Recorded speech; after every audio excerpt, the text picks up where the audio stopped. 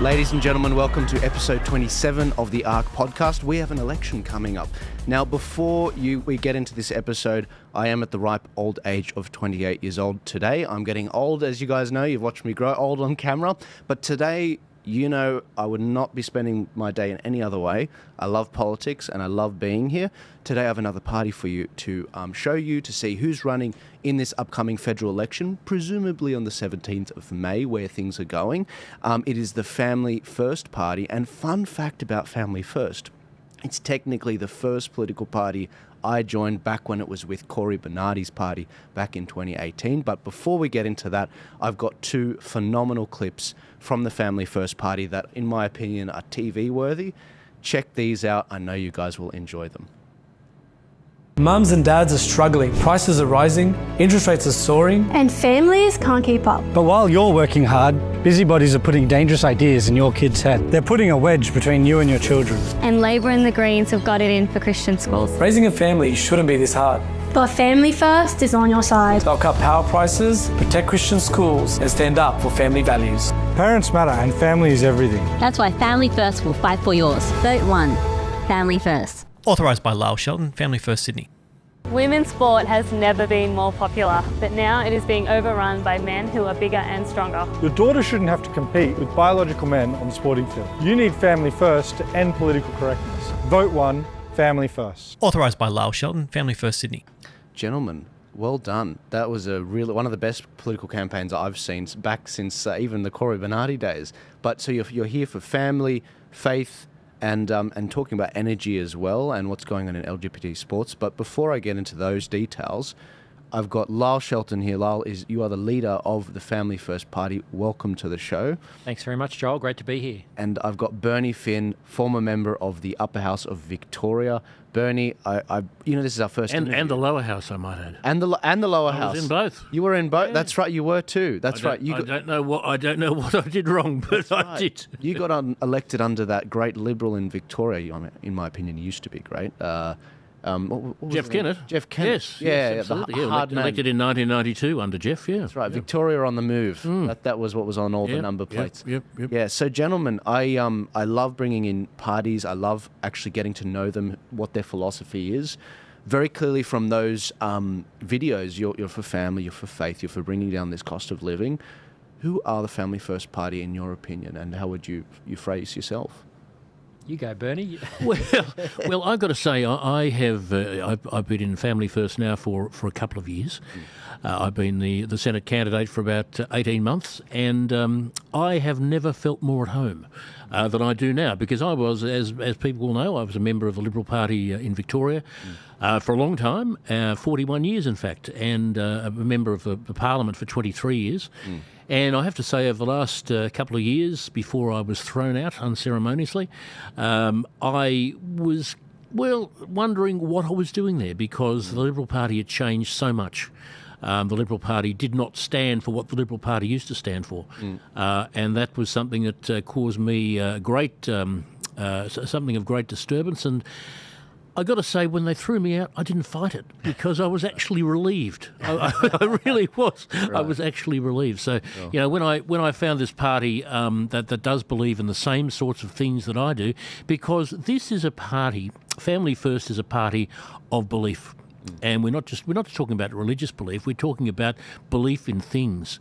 And when you come from a party that doesn't actually believe in anything, that really means something. And Family First does mean, when we talk about what is happening to families in terms of their electricity bills and all of that nonsense, where renewables are the call of the day, where we're told that net zero is, from both sides, I might say, Liberal and Labor are supporting net zero. We want to fling that because we know it's hurting families, it's hurting small business, it's hurting workers. These are the sorts of things that we want to change, because we know it's good for Australia. It's good for families and it's good for Australians. That's something that you don't hear all that often from other parties.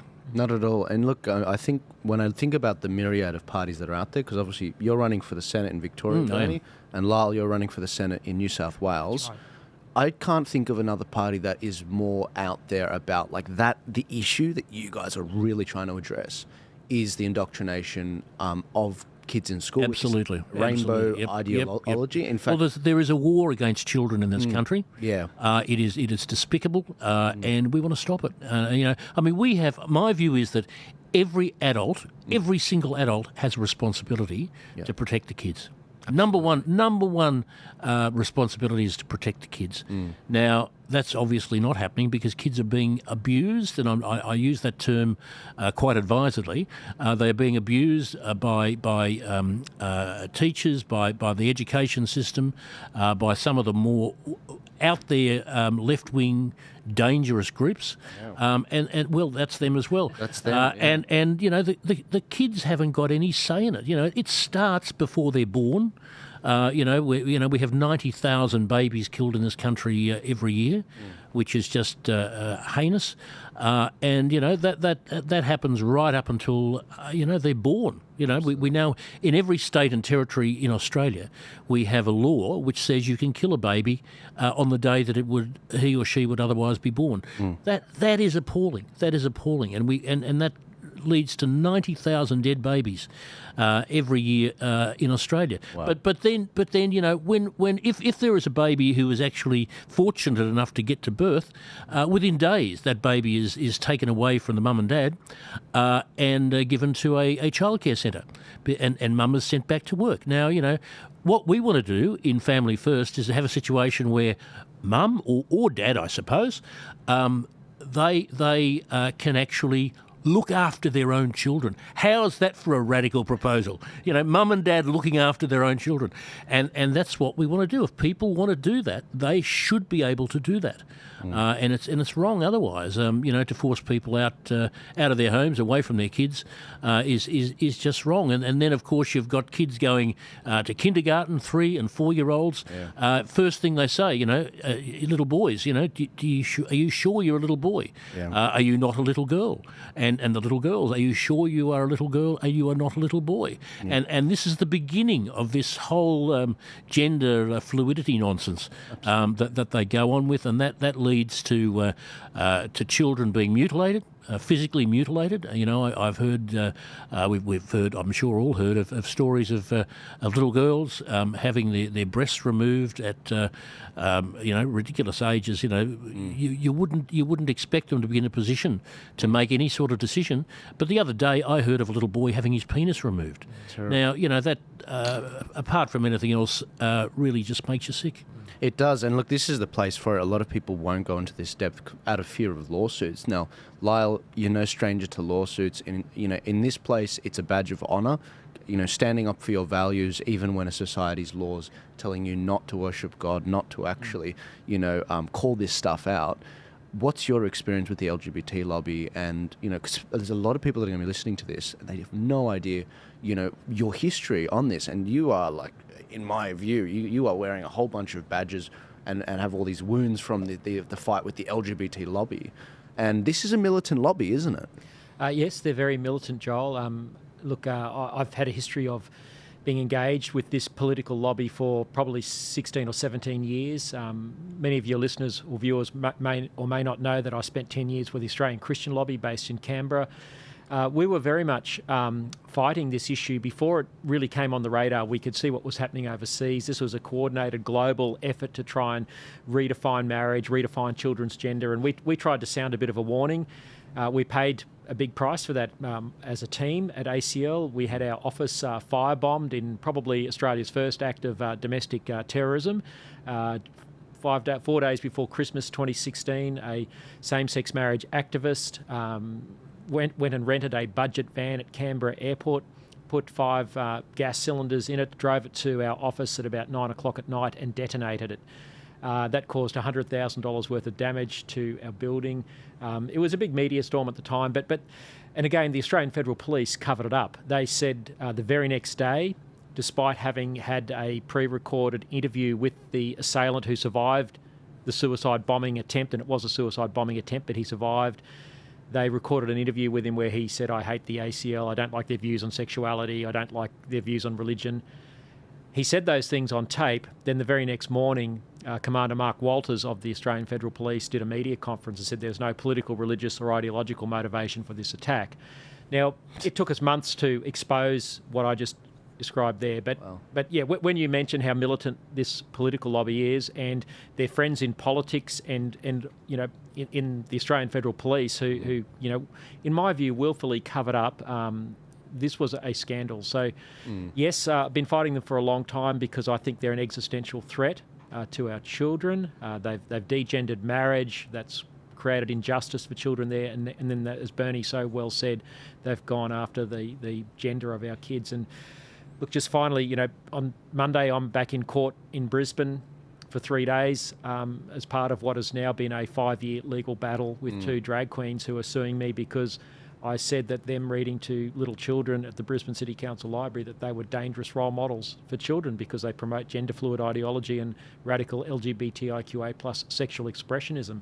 So that's been a 5-year legal battle. That's cost almost $500,000, and I've still got 3 more days in court next week on this. So it's a big battle. It's not the only thing that Family First is about, but when you have to prioritise the political issues, as Bernie said, if they're going for your kids, you got to stand in that gap. And so we make no apology as Family First for doing that. But as you could see from our video, electricity prices, you know, freedom for faith-based schools, women's sports, and the pro-life issues, as Bernie said, are very much, you know, high priorities on our agenda. Absolutely. No, look, going back to the kids thing and what's going on in schools, and again, I take my hat off to you. I didn't know about the firebombing incident, and you're probably still in preschool then, Joel. Yeah, no, literally. I was in my first year of uni at that time. I was actually a democratic socialist at that time.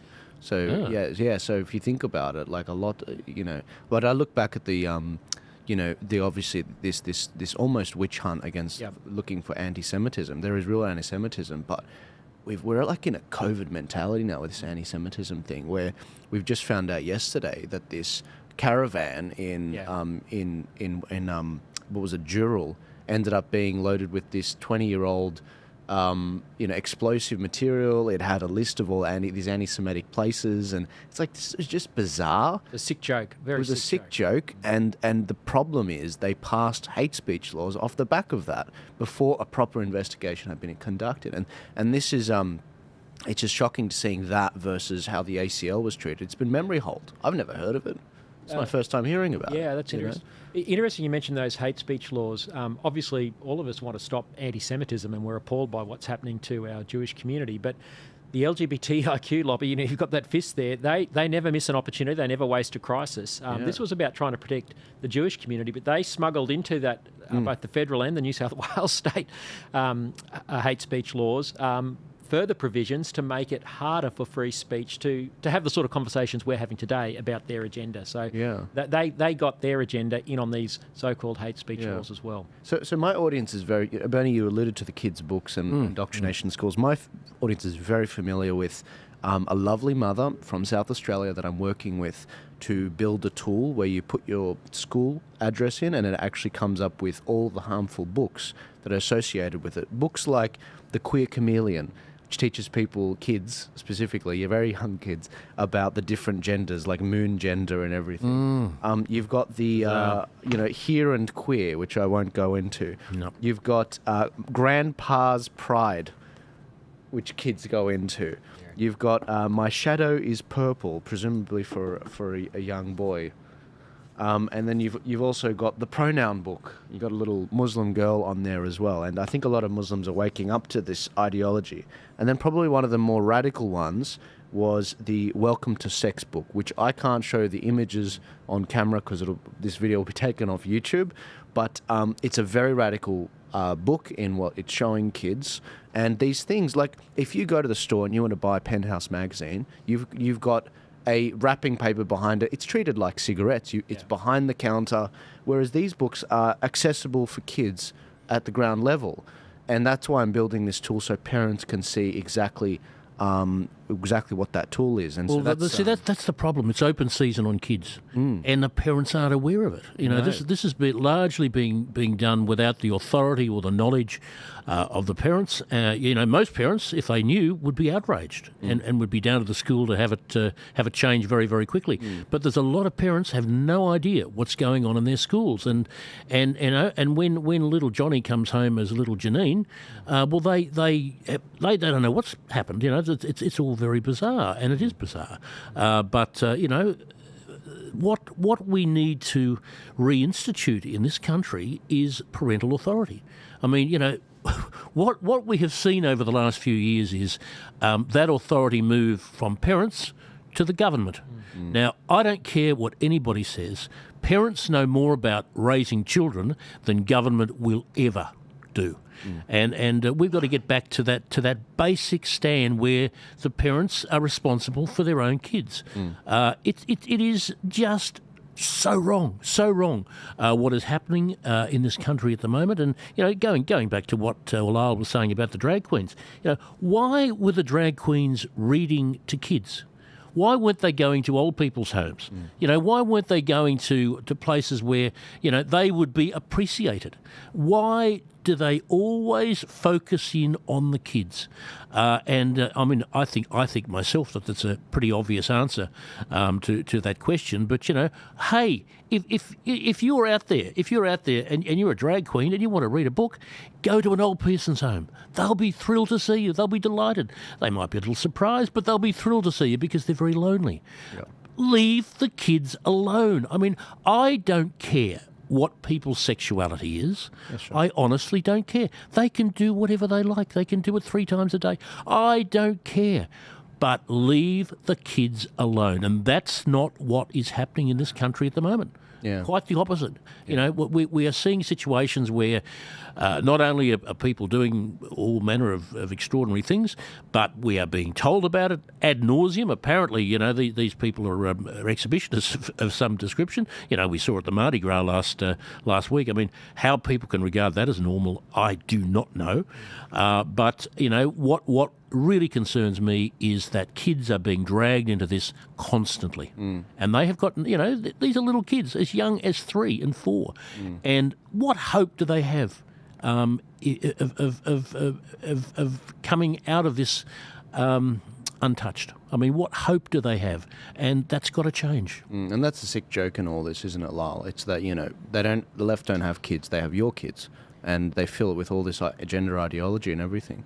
That's a scary thing, Joel, and we have every right to stand up for our kids. One book that you don't have in your collection, which you might want to get, is the one that the 2 drag queens that are suing me were reading to little children at the Brisbane City Council 5 years ago. It's called Love Makes a Way by Sophie Beer.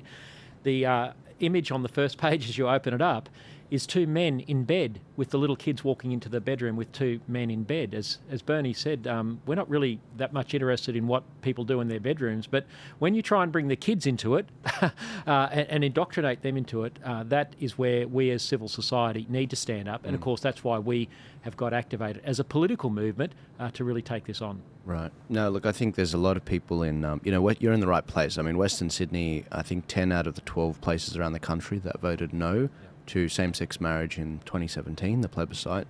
They were in Western Sydney, and I think there's a lot of conservative families out there that are just like, no, we don't want this stuff.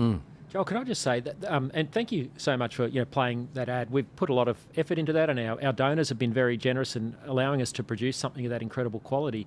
But those families who were speaking in that ad, Jared and Manny and Rashmika and Eddie and Celine, they're all Smithfield area families in Western Sydney. Is that right? They came to our conference a couple of years ago when we were just getting the party rebirthed. They love what we were doing. They said, we want to get involved. We started a conversation from then. And then when it came to do the ad, I said to them, look, we want real people in this ad. And they didn't hesitate. So they and their kids spent a day out in Smithfield with our camera crew filming that. And I think they've presented our case for, cutting power prices, the whole net zero nonsense, the freedom for the Christian schools, and the gender issue. They've presented it really well for us because it comes from the heart. Absolutely. I think that, if we don't, as Christians, engage in politics and we just sort of cede it to the state or cede it to some of these other groups coming up, then a lot of these for example, Muslim independents are going to get up. And I've been tracking these guys for a while now, the Muslim Votes Matters group. They're now doing what we do as a third-party campaigner. They're doing how to vote cards for the whole country, all 150 seats. So if you're a Muslim or if you agree with those values, that's what they're going to go after. But the problem is that group has a bit of a blind spot to climate change policies, to a lot of other policies. They're good on LGBT issues, and there's a huge market for in Western Sydney. So I'm very excited to hear about you guys looking for candidates around the country and getting ready for this imminent election to be called. But let's talk about, you mentioned supporting mothers so that they raise their kids. The state I had a university lecturer in UTS of all places. He was actually a very good lecturer, very proud Catholic. We won't hold that against him, but he's a very proud Catholic. I love the Catholics, guys. I love the Catholics. There's a lot of Maronite listeners to this. So he was saying to me that what's happened in society is for the longest time, we used to get along with one income earner, the male, and then once women entered the workforce, nothing wrong with it, but once women entered the workforce, when you go and bid for a house, you're competing with two incomes when you're bidding for a house versus your one income. So it sort of forces your wife to enter the workforce. How do you address that? How do you give women and families more options so that they can spend time with their kids? Because a lot of mothers, they're like, screw that 9-to-5 stuff. I want to stay at home. I want, I want my husband's buying power to be better. I want him to be able to buy groceries, pay the rent, and like my mum was one of 13 kids. My dad was one of 7 kids. And they were able to support a family a lot easier on that one income. They did all work together. But what's your policy on that comment you meant about getting women to raise kids again? Look, we want to, and obviously keen for Bernie's views as well. But income splitting is number one, so that the tax system treats a couple where they've made a decision for one person to work in the home. Usually it's a mother, and as you rightly said, most mothers, if given the choice, would want to stay at home. So we want income splitting straight away. Matt Canavan, when he was a backbencher just after he got into Parliament, being an economist, he did some modelling on this and showed that a couple with one parent working are $10,000 worse off in the tax system. Now, that was about 10 years ago, that analysis, so I'm sure it's a lot more now. So we've got to have income splitting. Right. Childcare subsidies, well, that needs to be paid to the parents so that those parents who care for the kids in the home also get a slice of that if we're going to subsidise childcare. And then we've got to release more land. We live on the most depopulated continent on the planet, apart from Antarctica, and who wants to live there? There should not be a land. Only governments could organise a land shortage in Australia, and that's what we've got. I flew to Albury the other day. There's a lot of land, plenty of room for homes. So we've got to release more land, and of course we've got to slow down. That's the area that's not covered by solar panels. Well, that's true. Yeah. And then the last thing is we've got to slow immigration down. Obviously, we're not anti-immigration, but there's too much, and they're not planning for it. So it's not rocket science. It could easily be done. And this is important for Family First because we want young couples to have the freedom to get married, to form a family, and at the moment they can't afford to, it's just wrong. Yeah. My kids, my eldest is 28, nearly 28, and I've got 2 daughters who are 19. They look at the future with horror. Now, in a country like Australia, no child, no young person should be looking at the future in horror. They should be looking at the future with excitement. They should be looking at the various prospects ahead of them. But they just see big fences, big walls. Trump's been here. He's built the wall everywhere, and they have no option. They don't see themselves buying a house. They don't see themselves being able to afford to have children. They don't see themselves being able to do much at all. And that, I think, in a country like Australia is almost a criminal offence because this is. Donald Horne said it. He may have said it tongue in cheek, but the fact of the matter is, we are the lucky country. And as Tony Abbott said, if you're an Australian, you've won the lottery of life, and that's absolutely true, and it should be, but it's not anymore. And I think we are being run in this country by a bureaucracy that is totally blinded to what ordinary people are on about. I know Lyle might not agree with this, but the first thing I'd do if I had my way would be to remove the national capital from Canberra. I really would, because you've got thousands and thousands and thousands of public servants in Canberra who have gone their entire lives, and sometimes for generations, and they've never actually met a real person. True. Now, if you are going to have those people advising politicians who, might not be really in touch with things themselves, these people, and they just don't know what's going on in the real world. And I well remember going up to Canberra some years ago at the height of the recession we had to have. And I got into the cab and had a chat, as you do, go along, have a chat to the cab driver. And I've always said, if you want to know what's going on in the world, ask a cab driver, because they will know. They will know. Yeah. And I was talking to the cab driver, and he said, "How are things in Melbourne?" I said, "Oh, it's pretty rough, but the recession's knocking us around." And he looked at me. What recession, he said. So, here we had the voice of Canberra, as it were, didn't even know there was a recession on. And that to me reflects what Canberra was all about. I would shift the national capital to perhaps to Parramatta, perhaps to Penrith, perhaps to Werribee. Maybe to Alice Springs, that'll get him going. But what we need to do is to make people aware. These people who are making the decisions, we need to make them aware of the difficulties that people are having in life. And at the moment, they're just so totally removed that it's not funny. And even worse, they are contemptuous of people who live in the real world, because they are up there, the public servants, they are on vast sums of money, and I'm talking about the top bureaucrats. They're on vast sums of money.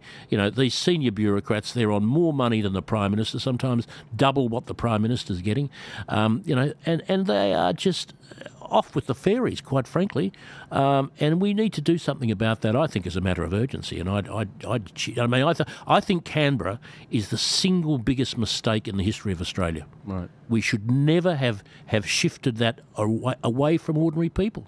I mean, to put it on a sheep station in the middle of nowhere, as far removed from ordinary people as you can possibly get, is just insanity. Right. I mean, is it any wonder we have the level of political incompetence and bureaucratic incompetence, for that matter, that we do, if you've got all these people calling the shots and they've never met a real person?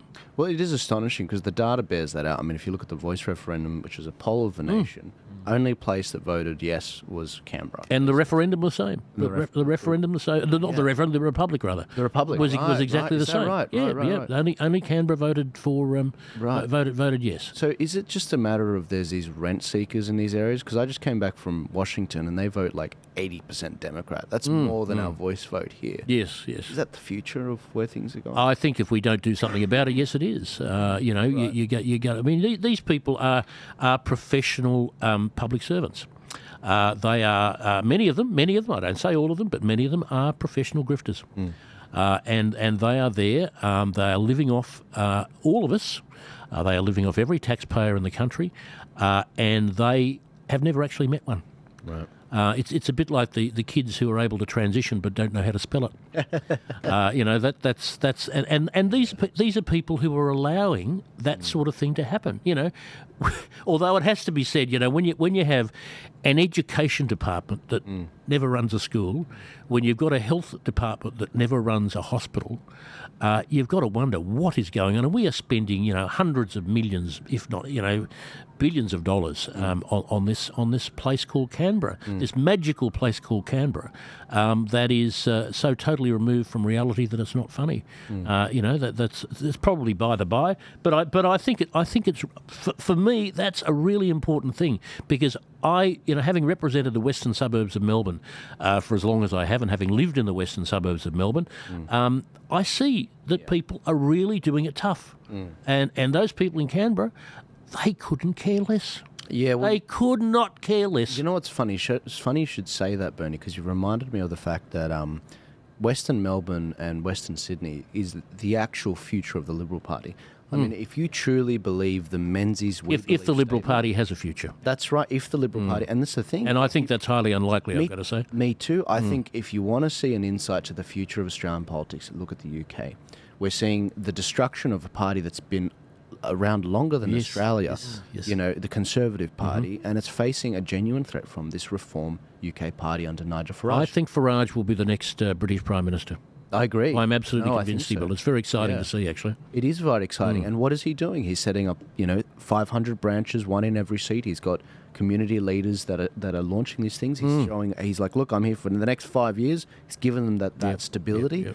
And I very much see a situation where, the Conservative Party is destroyed, and it's kind of sad, but it's like, look, if you don't change, this energy has to go somewhere. Well, they have done it to themselves. They absolutely have done it to themselves. The Liberal Party are doing it to themselves. I mean, the Liberal Party is literally dying. I mean, if you went into a room full of Liberal Party people 20 years ago, and you went back there now, most of them would be in the cemetery. Right. I mean, that is the truth of the matter. People are literally dying in front of us, and they're not doing anything to replace them. Yeah. That is just a sad fact of life. We've got members of Parliament in the Liberal Party in Australia who regard the party as being something to provide themselves with a job. They don't see it as something that's good for the country or good for the people. It's good for them. And we're seeing the results. And, that result that we saw in Werribee a few weeks ago down in the western suburbs of Melbourne, where there was a massive swing against the Labor Party. It was 17%, I think, from memory. 17% swing against the Labor Party. It didn't go to the Libs. It went everywhere but the Libs, and that's the attitude that people have. They look at the Liberal Party and they say, you are not in touch with us, you are not ready for government. And there was a poll, I think yesterday, which came out that showed the majority of people don't think that the Dutton opposition is ready for government.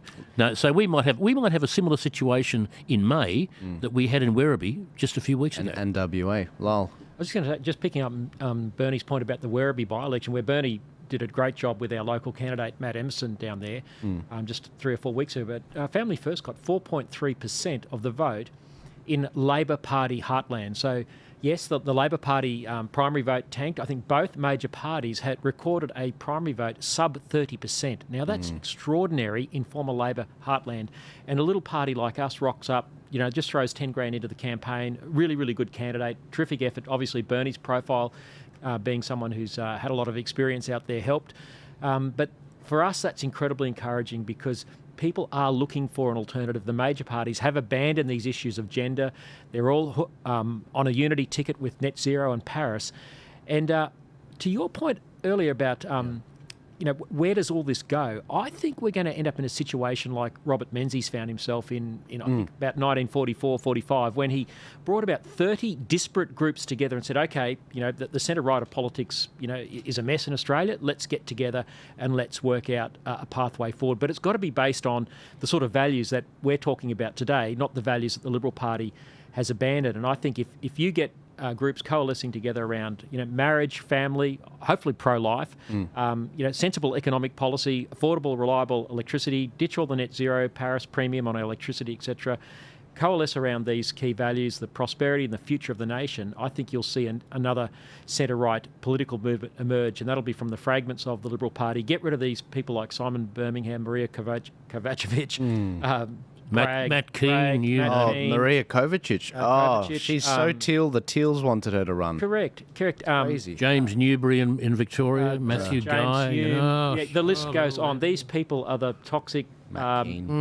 drivers. They're the tail that wags the dog of the Liberal Party, unfortunately. Yeah, I 100% agree. I think where things are going with these minor parties, because obviously it's a very hot topic. We've got the Trumpet of Cape Patriots, One Nation, Libertarian Party, the Heart Party, the Gap Party. There's so many parties out there. There's some of those parties I've not heard of. No, me neither. Heart Party used to be IMOP, but I understand if people haven't heard some of these parties, and it's just like, okay, the candidates want some coalition to come together or some unity to come together. The volunteers, literally everyone seems to want to come together. So it very much seems to be pointing in one direction. And I do think you're right. It is going to be a Menzies-like situation. I think a lot of these parties, they're going to need to find a way to agree to a joint constitution so that they have a primary system, so that a lot of these fights happen in the party. If you are signing up members to the party, if you have 3,000 members in New South Wales and those 3,000 members want Lyle Shelton to run as the lead Senate candidate,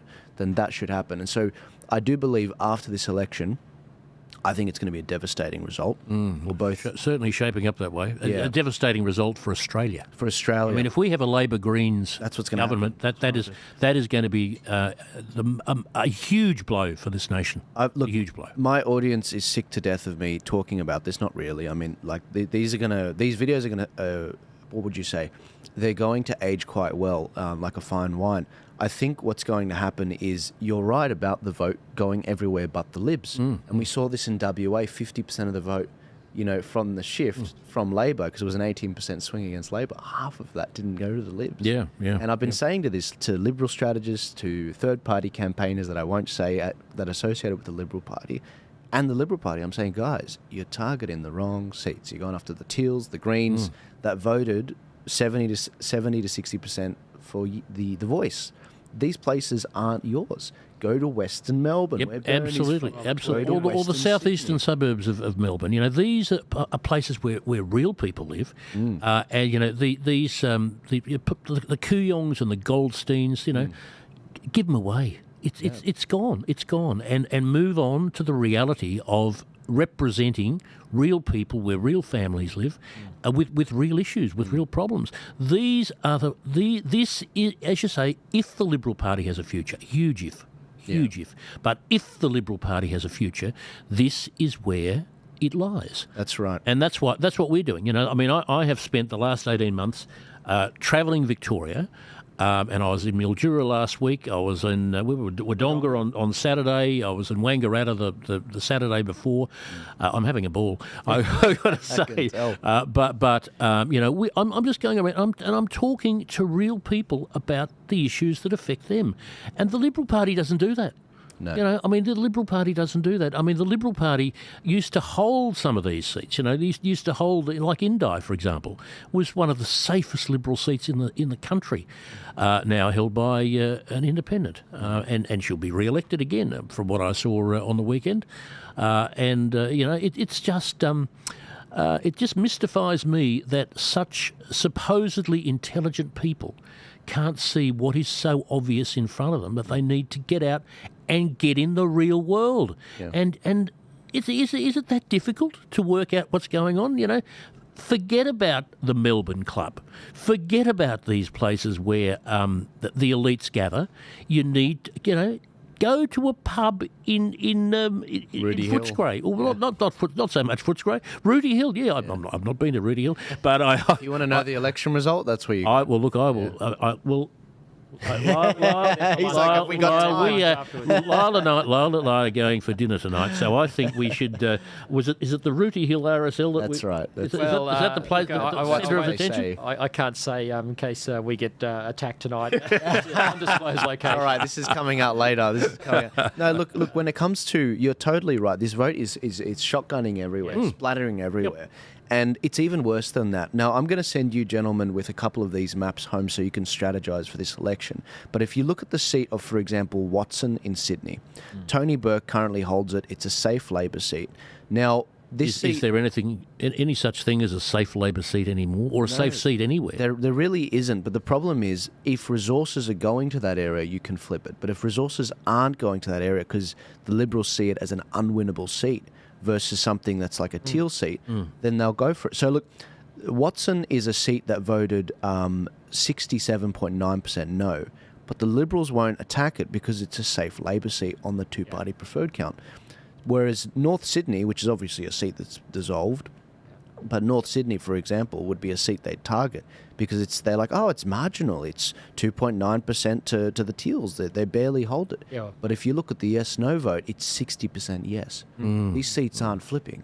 So I'm talking to, and again, guys, it's like, This is the problem that the Liberal Party have, Joel. They're trying to pander to Bennelong, which you just old North Sydney, Teal Central. So again, instead of fighting on cost of living and getting out of Paris and net zero, they're trying to placate the Teals, and that's why they're not going to appeal to the people who are crying out for their kids to be free of the gender and the sport, to have electricity bill relief, and all of this sort of stuff. Or give their kids a decent education so that they can actually read and write. Exactly. That's right. As controversial as that may be, that's what the education system used to do. 100%. Yeah. And that's what's going on in Watson. You've got a grassroots candidate, Dr. Ziad, is favoured to actually take out Tony Burke. Now, do you know who Dr. Ziad is? Never heard of him. So he is one of the Muslim independent candidates that are endorsed. Right. So when you say that the vote's splattering everywhere, it won't be to the Libs. It'll actually end up going to some of these independents. So when Labor or Liberal, I think it'll be a Labor minority government,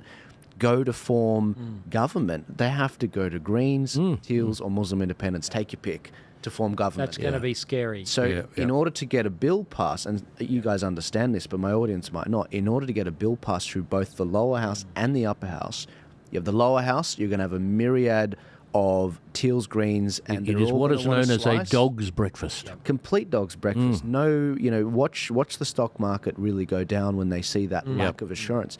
But then once you pass it past the lower house, you then have to cut even more deals to get past the Greens and Pocock in the Senate, because I think Pocock's going to get re-elected. Yeah, well, I think he will, because the Canberra people are very strange, and that's why, and he's very strange, so they probably would work well together.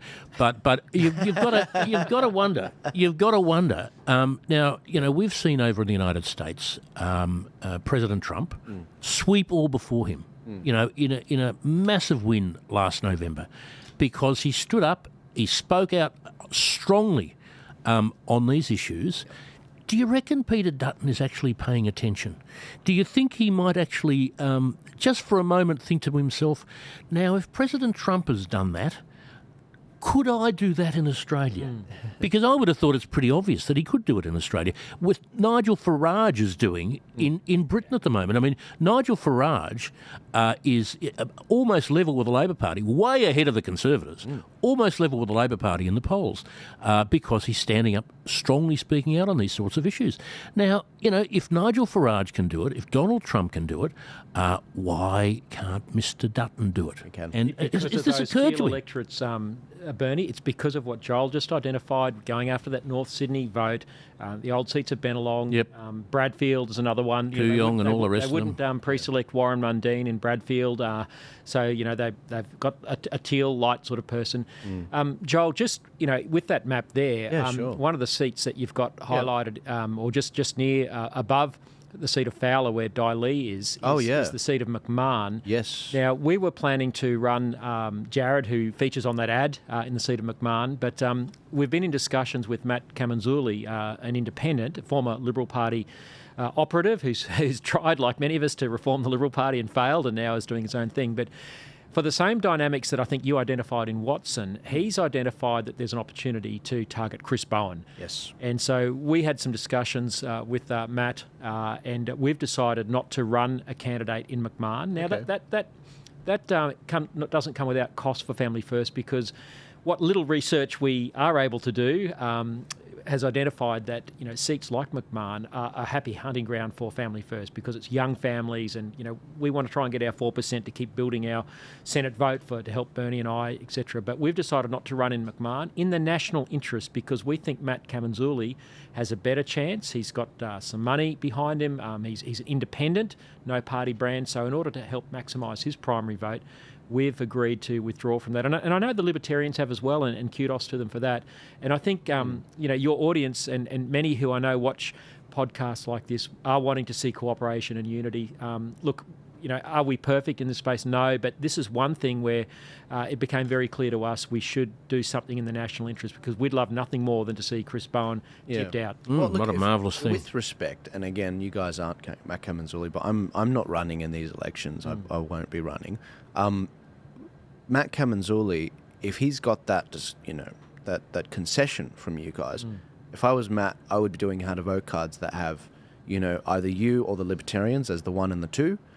And so, as a thank you, basically saying, look, we would love it if he'd do that. And look, that's up to him, I guess. But look, I think we'll do what we can to sort of share resources and help each other. And that's the sort of spirit that we enter into this. Sure. This is for the national interest. Better yet, they should hand out turning point how to vote cards, because you know that they will back conviction candidates in the area, but for the Senate. And look, and that's the thing, we need a myriad of tactics with this. If I was to look at Donald Trump, because I've obviously just come back from the US, I'm trying to dissect how did they do what they did in 2024. The difference between Trump in 2020 and Trump in 2024, the number one thing is he built a team. That's my view. He realized 2016 to 2020 when he was governing, the biggest challenge he had was, one, he didn't think he was going to win. So when he came in and was appointing all these bureaucrats, because he can appoint up to 9,000 bureaucrats, he didn't know anyone that could be in Canberra, get there and fill these positions. So Steve Bannon, after Trump lost in 2021, and I believe he won the 2020 election, but once he lost that, they were looking back at it, and it was divine providence that they looked internally. We need an army of 3,000 bureaucrats ready to go, so on day one, we win. But he also built a machine, an electoral machine, with Charlie Kirk from Turning Point USA targeting the swing states, targeting low propensity workers. The biggest thing with Nigel is he's building that machine now. And the biggest thing with Australia is we're all split and we've got a lot of building of our machines that we need to do. But I like where things are moving. I like seeing, these coalition tickets being announced. And I think that all these freedom parties, if you were to combine their manifestos, there are conflicting things, but it's generally the Menzies We Believe statement. And I think you guys will write, at one point, you will write a constitution and a what we stand for. Well, let's see what happens, Joel. Look, there's still, I guess, a question mark over how we're going to go. We're giving it a red hot go. We're going to leave nothing on the field. We are, as Family First, here for the long term, and we are building our machine as best as we can. We're investing heavily in supporter acquisition and getting, we're growing at the rate of about 200 supporters a week. We've got about 7,000, 8,000 members around the country. Fastest growing political movement in the country. 47,000 supporters. And so, Bernie and I were at a terrific event last Saturday night in Albury, Wodonga. Again, the locals organised that. I was up at Newcastle the other night. 180 people turned out to that. Well, there's a sense that there's a groundswell moving. And look, I'm sure maybe some of the other groups have got similar sort of movements. I don't know. But we are very committed to building the machine and remaining active in between elections. So, this federal election's not the be-all and end-all. We're moving straight onto the South Australian election after that, Victoria, and then New South Wales in 24 months' time. We're looking at that sort of horizon in terms of our ambitions and aims, and we do believe there's a pathway to parliamentary representation and getting that foothold there. That's the dream. That's great to hear. Yeah, because I think a lot of parties, they get so infatuated about federal. Correct. When there's also state and local that, are out there and could be fought. And I know WA's got local in August. Yeah, but we'd love to do local government elections as well. We're still getting going, but in time, I'm sure we will. That's awesome. Now, look, guys, I wanted to talk about, obviously, we've talked about LGBT, we've talked about abortion briefly, but the Babies Born Alive bill. I'm often seeing within the Liberal Party the chiding of MPs like Matt Canavan. He proposed a Babies Born Alive bill. And essentially, the story was that Peter Dutton told him to withdraw that bill. What's that about? And what's your policy on the whole issue? Well, the policy is very clear, and that is we support the protection of children, and that be whether that be a month after they're conceived, or whether it be 9 months after they're conceived, or 5 minutes after they're born. Because as you quite rightly point out, what's happening in this country. Certainly in Victoria and Queensland, and I think in South Australia as well now, we are seeing babies that are being born alive as a result of failed abortions, which is just an appalling term, but as a result of failed abortions. And of course, the end result, the end aim of any abortion is a dead baby. So they think that if the baby's born alive, they have a responsibility to kill that baby. And we've seen in Melbourne, we have seen babies thrown into buckets of formaldehyde. Living babies thrown into buckets of formaldehyde. We've seen babies left to die on benches, crying themselves to death. It is just inhumane. It is, if this was Palestinian terrorists doing it, we condemn them, but we are doing it ourselves. And the only thing that is allowing this to happen is us, because we have parliamentarians who are happy for it to happen. Now, in Victoria, for example, we had Jane Hume. Now, I know Jane, and I've always got on very well with Jane, but I was absolutely horrified. As a senior Liberal senator, she voted for this to continue in the Senate. And I was just absolutely horrified that she would be, involved in something like this. But there are a whole range of senators on both sides who voted to allow this to happen. Now, anybody who votes to allow a baby to be put on the bench and cry until the little baby dies, well, what hope have you got? Honestly, what sort of human beings are we talking about here that allow that to happen? The evidence of what Bernie's talking about is incontrovertible. It's been known about for years, but most recently in August last year, a very brave midwife, Louise Adset, blew the whistle at a Queensland parliamentary inquiry into babies born alive, and she gave first-hand testimony of babies, taking up to 5 hours to die because they survived their abortion procedure.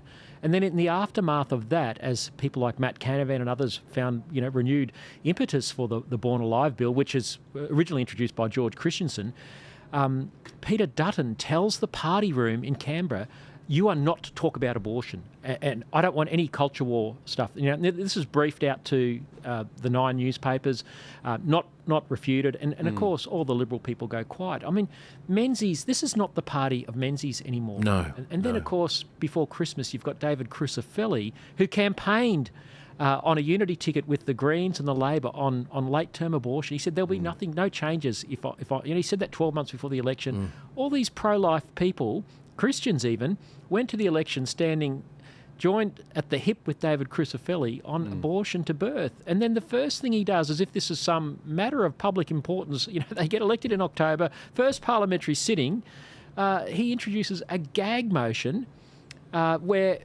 no one in the parliament is allowed to talk about abortion for the next 4 years. And that passes with the support of at least 20 or so Christians and pro-life people, people that I've met and known over the years who have been at pro-life rallies and fundraisers, all putting their hand up to vote for a gag on talking about the horrendous things that Bernie's just described. Well, I tell you what, if it's a good thing that I wasn't a member of that government, because I would have crossed the floor. I would have voted against it. They would have thrown me out. I've absolutely no doubt about that at all.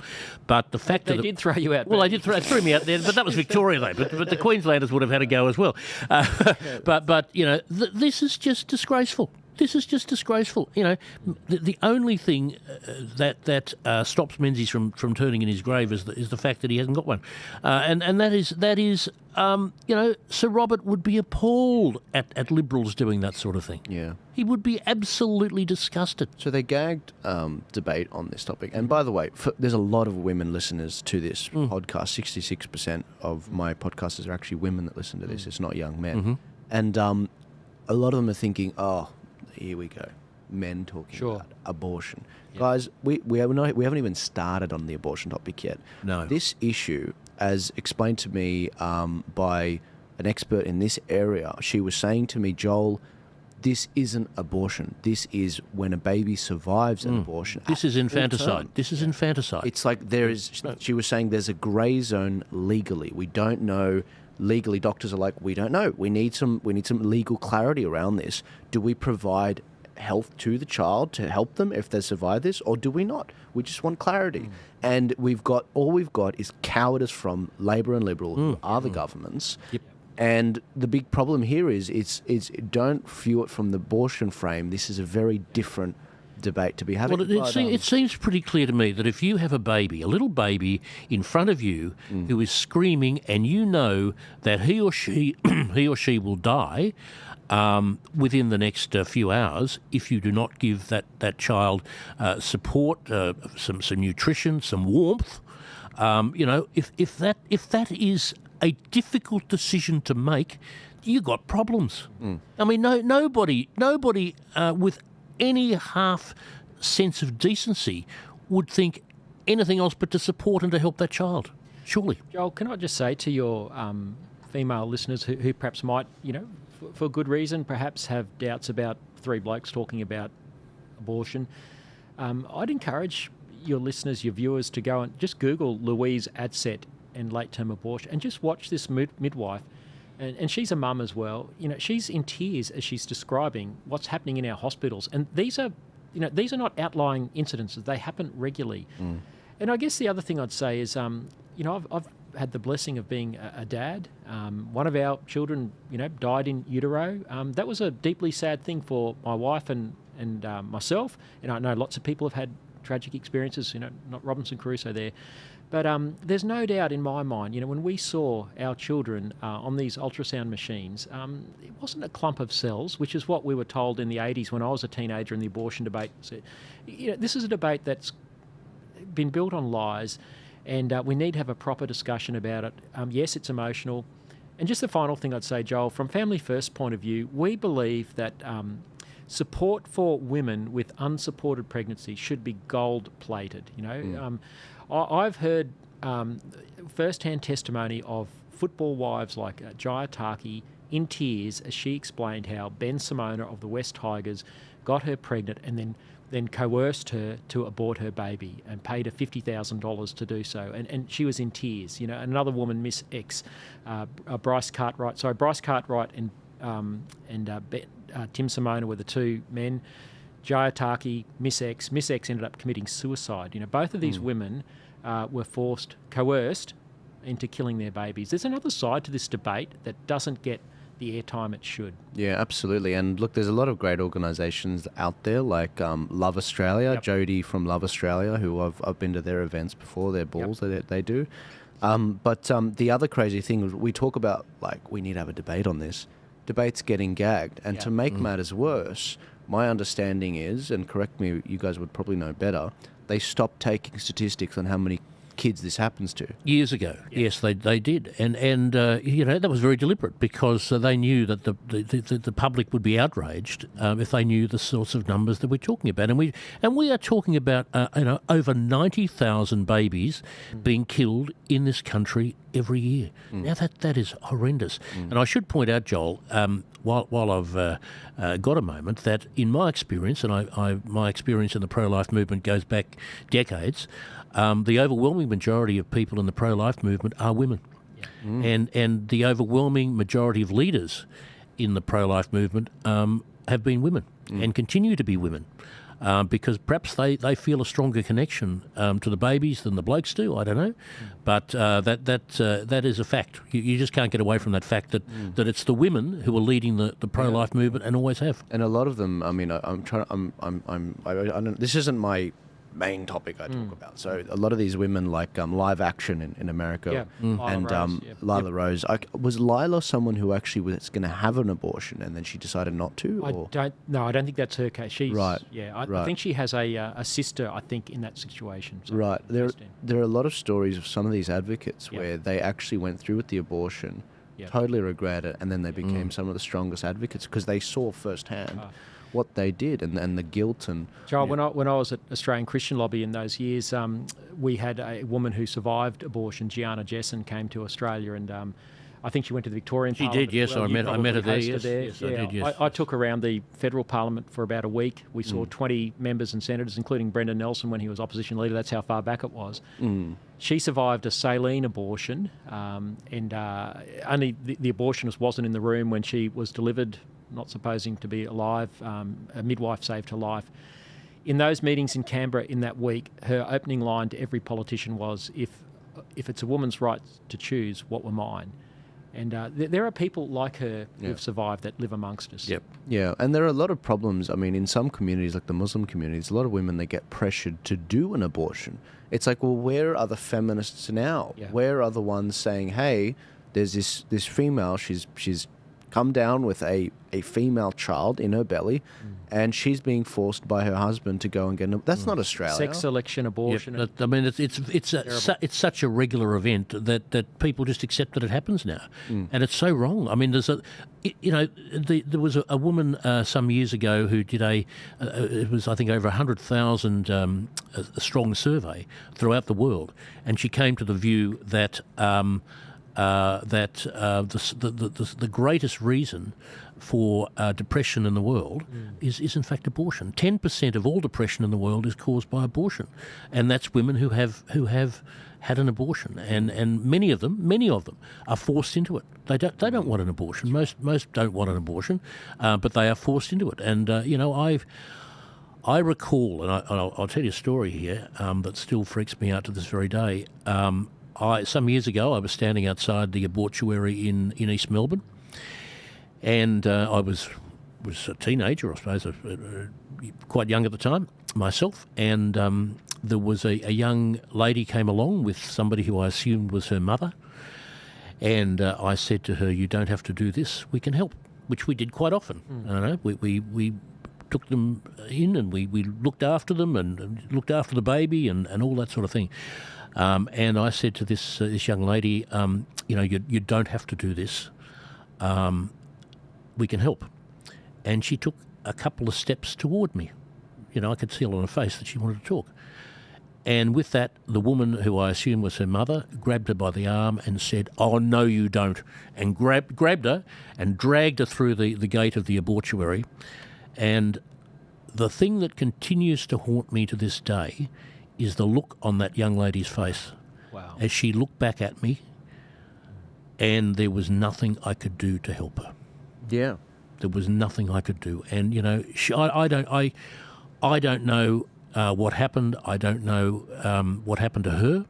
I've got a fair idea that, her baby was killed that day. But, what happened to that young lady herself, I don't know. And, we have seen... Planned Parenthood in the United States has a disclaimer on its forms that one signs before having an abortion, and it warns one of the side effects of abortion is suicide. Now, if you reckon that's good for women, hey, you got to think again. No, because it's not. And if the best that we can do as a society is to help a woman kill her baby, we have just failed totally and absolutely. Totally. And it's about loving them both. Yeah, absolutely. And and as I say, that young lady, she probably would have been about 15 or 16.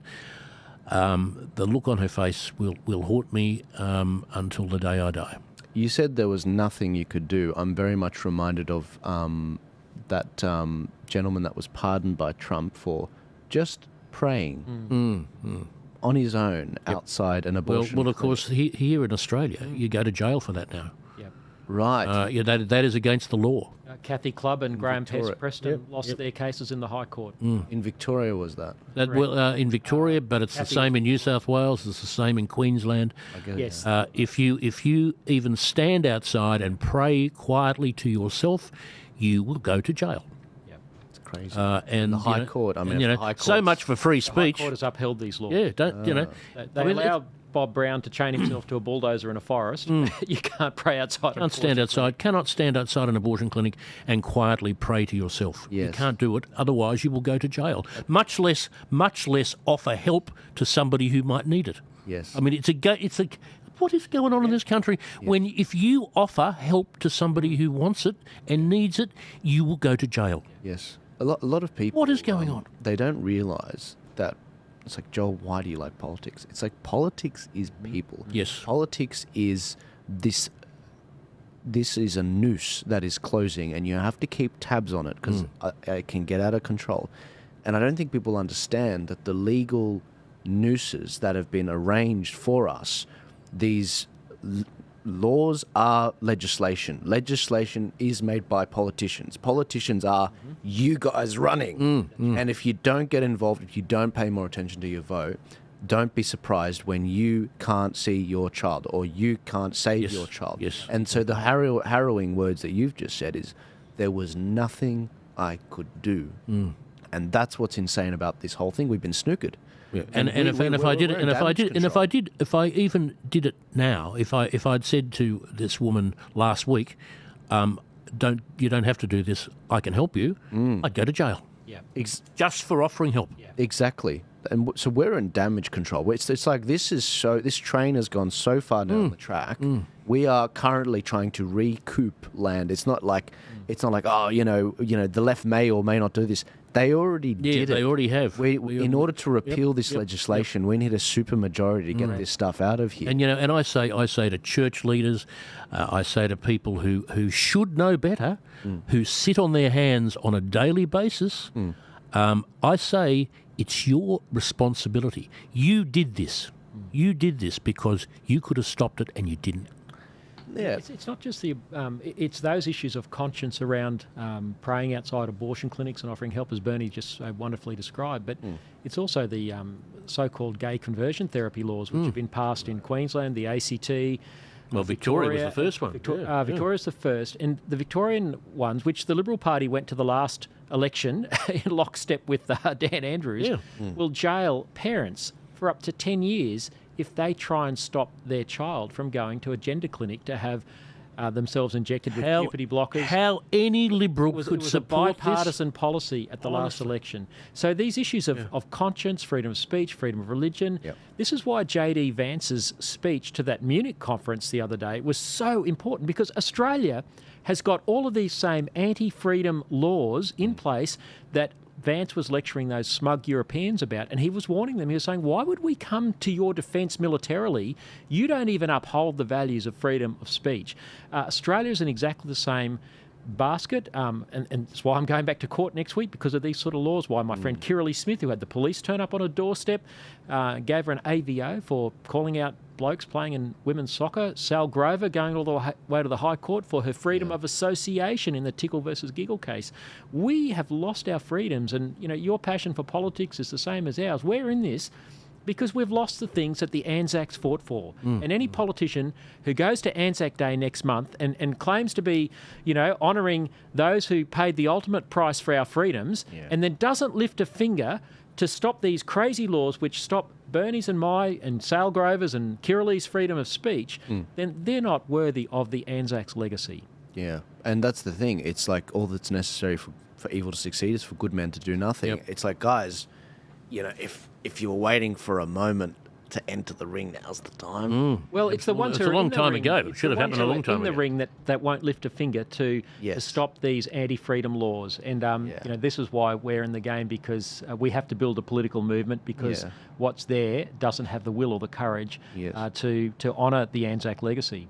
A lot of people, they think, a lot of these politicians they're not beyond saving and we can actually get to them. Let me teach you guys something about politicians. Politicians are like gloves. Now, they will either be held, they will either be filled with their own values, which they will execute their vote in accordance with their values, Christian values, whatever values, or they will be filled by other people's values, other special interests. Maybe they're getting kickbacks from something. But what you guys can do, even if they don't have their own values, is they fear numbers. They fear a threat to losing their seat at the table and their $200,000 every year plus benefits. So if you are rallying behind freedom parties, if you are rallying to actually kick them out of parliament, they fear that. If you can get them to be a marginal seat, they will start to answer your calls and emails because they need to win your vote again. And that is why I do what I do in exposing the voting records of many of these MPs. And I think that when it comes to Australia, we have vacated the field. That's why the blood of the Anzacs is being poured into the gutter. That's why. And it's all a facade. All of it is a facade. Albo rocking up with a bouquet of flowers to commemorate the Anzacs. It's all a facade to put on a great front. And you guys are sick of it. And, mate, sick of it. I have had a gutful, a total. I have had enough I have had enough years ago, and I've got to the point now where I'm in a position where we might actually be able to do something. Because I wasted a good portion of my life in the Liberal Party. I spent 41 years in the Liberal Party, 23 years of those as a Member of Parliament. It was a total waste of time. And I want to now, with the time I have left, before the good Lord calls me in, I want to do something positive. I want to do something that actually will be good for this country. And Family First is the place to do it. It really is. It's home. It's home for me. We're so proud to have someone of Bernie's calibre in the party. We are fledgling, but 2 years ago when he contacted us and said he wanted to get in the fight with us, we couldn't have been more pleased to have him. And I'd love nothing more than to see this man on the Senate crossbench after this May election, and I'd love nothing more to be there with him because I think he could bring a revolution of common sense to Canberra, which is desperately needed. The system needs shaking up, and you've seen the will and the passion here. It's what we need. No, I think. Can I tell you just one thing, Joel? And that is, if I get to Canberra, they're going to know I'm there. They will not be able to ignore me. Because I am not going to let them. Yeah. No, look, I want to see that. I want to see that, Bernie, because I know you've. I've seen you operate off the cuff, and it's a skill. It's a skill, and it's partly you're born with it as well. I can sense that fight, and so I see that, and I'm like, hang on, I want to see Bernie. You should have heard the auction at Wodonga last Saturday night. he got blood out of stones. Really, that was a tough one. The auction. Did you wear the cowboy hat and go? No. He told them very early in the night, take a swig of your wine, and I'll be back later. The key to a successful auction is to get the audience as drunk as possible. All right, I'll keep that in mind. Look, gentlemen, you're welcome back anytime you like. I feel like we've sufficiently covered the core issues that you guys are attacking, and I think there's some great moments in here, and I'm excited to get it out there to the audience. And I just want to take my hat off to you guys. You both don't have to be doing this. You know, Ben, Bernie, you've alluded to the fact that you're closer to retirement than the start of your career, and you don't have to be here. You don't have to be doing this. You know, you should be looking at moving up the coast, as you told me. As I've often said, although this week I'm glad I wasn't. That's right. Yeah, exactly. That's right. Riding into the sunset after the cyclone passes. And you too, Lyle. You know, I mean, no one should be spending some of their hard-earned money that should be going to their family on these lawsuits for my values, for your values, for all of this stuff that we took for granted previously. So I take my hat off to you. Well, Joel, I'm just so thankful for people who've crowdfunded my case. I don't have a lot of money and certainly don't have the money to engage in this sort of litigation, but so many people have supported us, and if any of those are your viewers, thank you so much, because you're helping keep freedom alive. Well, look, guys, if you're listening to this, and I do this for all the parties that come on here, I've not only included both Lyle and Bernie's Twitter. You guys have both Twitter, and I put the links in the description for this video so people can see it. But there's also, if you send me either the fundraiser you want to get out there, or you want to send me your Family First website, I can chuck that in there. Shoot him a few bucks, because Lyle is fighting for one day you're going to wake up and you're going to take your kids to school, and it's going to turn out that, the school's taking your kid because your son picked up a pony, and therefore they're going to chop his penis off. Like, that is literally what is going to happen.